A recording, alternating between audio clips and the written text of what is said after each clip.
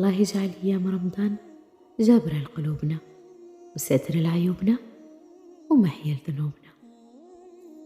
كان واحد الراجل من الصحابة جالس مع رسول الله صلى الله عليه وسلم، فجأة بقى كيبكي بحرقة حتى تلفت ليه النبي صلى الله عليه وسلم.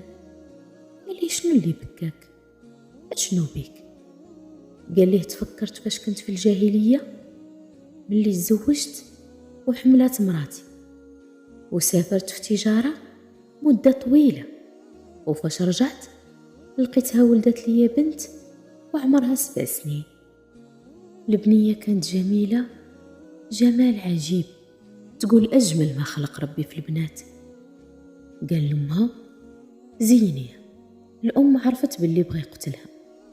كانت من عادات الجاهلية إلا بغاو يؤذوا البنت كيزينوها بحال العروس.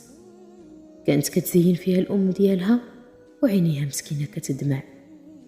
خدا البنت وهي تقول ليه أمها: لا تضيع الأمانة، ما تلفتش ليها.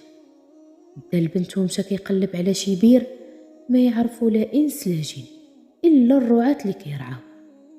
وملي وصل للبير شاف البنت وهي مسكينة شادة فيه في لحيته وكتبكي وكتقول ليه: يا أبتي ما تضيعش الأمانة، يا أبتي لا تضيع الأمانة.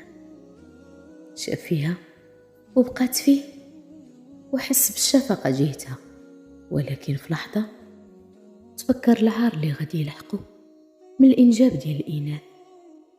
شدها وويلو حف داك البير.